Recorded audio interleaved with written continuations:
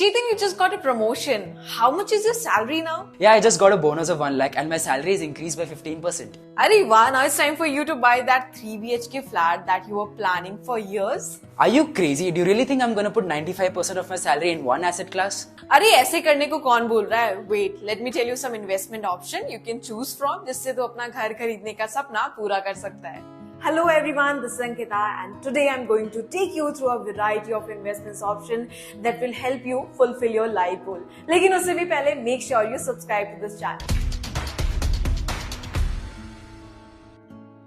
मेरा मानना है आपके कितने भी गोल्स हो, बीट गाड़ी खरीदना, घर खरीदना, बच्चों की शादी वगैरह वगैरह, सबके लिए बहुत जरूरी है कि आप टाइमली सेविंग्स एंड इन्वेस्टमेंट जरूर करें. लेकिन in case like you have a dependent on you and who might undergo a financial strain when you are not around. In case like unfortunately you pass away. So उस case में सबसे ज्यादा important हो जाता है to get a term insurance. So the very crucial step is before starting your investment journey to get a term insurance. So let's briefly understand what is a term insurance. So term insurance is basically a type of life insurance that provide you coverage for a specific period of time like 10, 20, 30 years.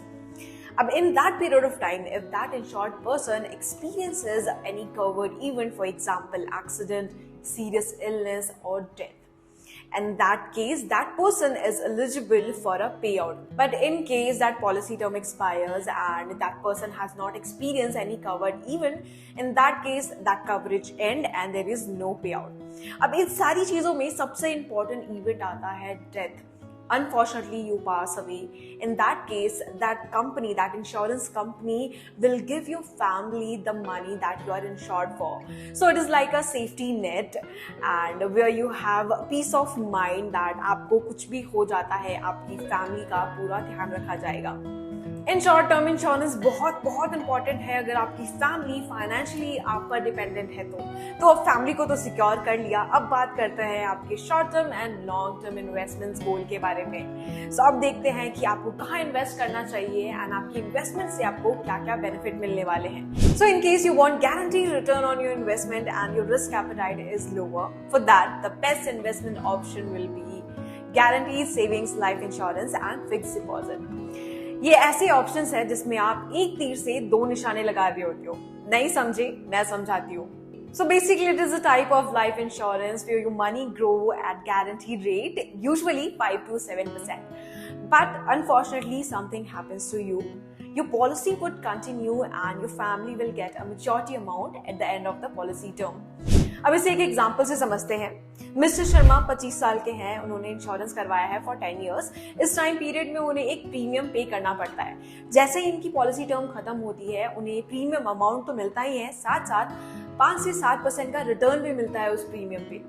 But unfortunately mister Sharma को कुछ हो जाता है. उस case में his nominee will get a pre decided amount. एक और बात नोट करने की है, गारंटीड सेविंग लाइफ इंश्योरेंस के डुअल बेनिफिट है.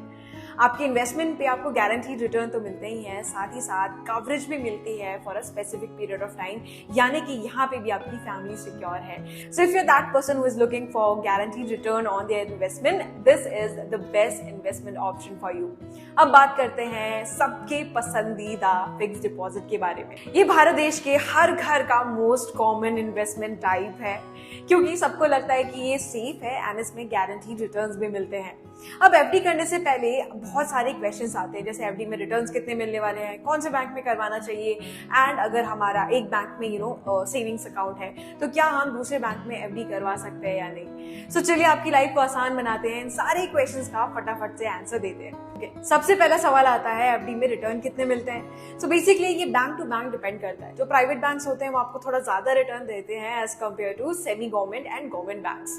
तो दूसरा सवाल आता है क्या हमें बैंक अकाउंट खुलवाने की जरूरत है अगर हमें वहां पे एफडी करवानी है तो बेसिकली इसका भी सिमिलर ही आंसर है. It will depend on bank to bank. कुछ बड़े बैंक होते हैं जिन्हें फर्क नहीं पड़ता आपका सेविंग अकाउंट है या नहीं, बट कुछ बैंक्स में ये कंपलसरी होता है. सो यहाँ पे आपको थोड़ी रिसर्च करनी पड़ेगी.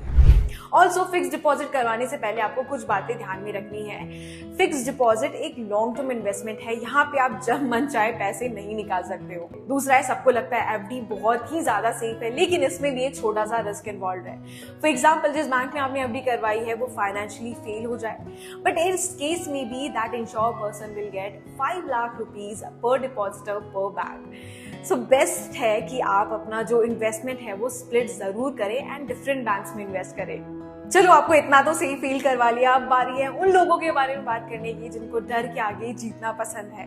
अब बात करते हैं हमारे तीसरे इन्वेस्टमेंट ऑप्शन के बारे में, विच इज गोल्ड, इंडिया का one of the favourite asset class. आपने देखा होगा शादी हो तो सोना, बच्चा हो तो सोना एंड त्योहार हो तो सोना, यानी कि आपकी दादी नानी जब भी उनके पास पैसे होते हुए हैं तो वो ज्यादा कोशिश करते हैं कि गोल्ड बनवा के कुछ रख ले, कुछ ज्वेलरी बना के रख ले।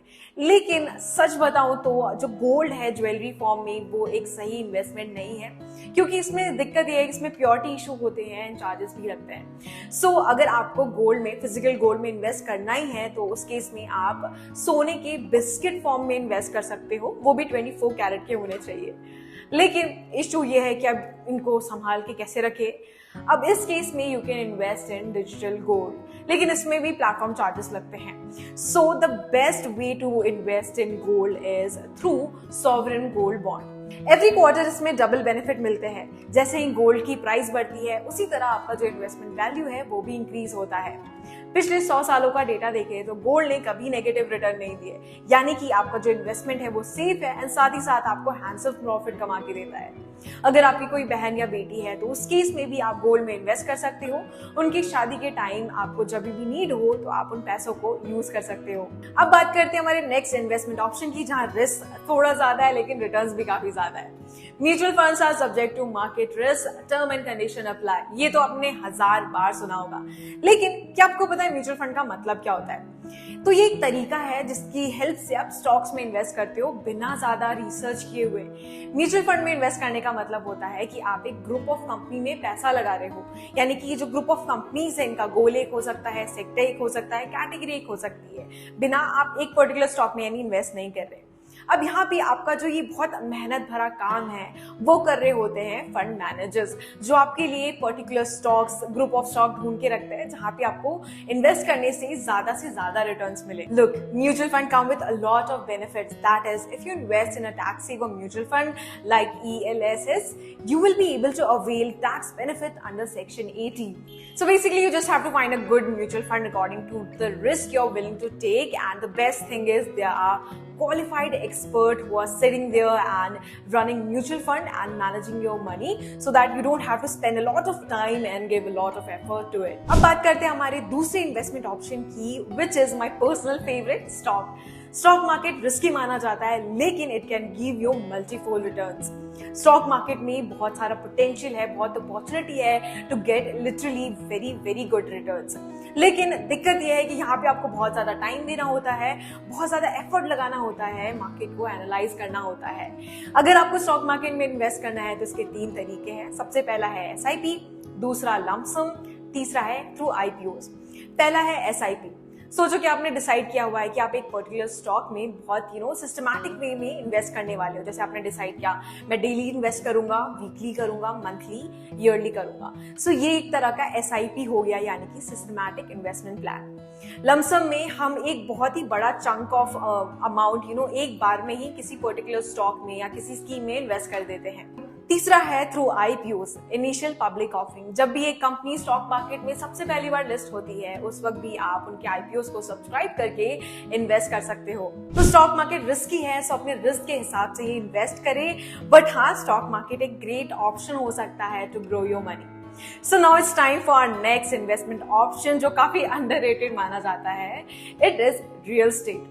तो हमें पता है कि अगर आपको रियल एस्टेट में इन्वेस्ट करना है तो आपको काफी बड़ा कैपिटल चाहिए, which is 25 lakh to 1 crore rupees. लेकिन अगर आपके पास इतने पैसे हैं और आप इन्वेस्ट भी करना चाहते हो तो ये एक बहुत ही अच्छा ऑप्शन है, क्योंकि पॉपुलेशन इंक्रीज हो रही है, यानी कि जो डिमांड है रियल एस्टेट की वो भी इंक्रीज होगी, एंड ऑब्वियसली जो जमीन है, जो लैंड है, वो लिमिटेड है।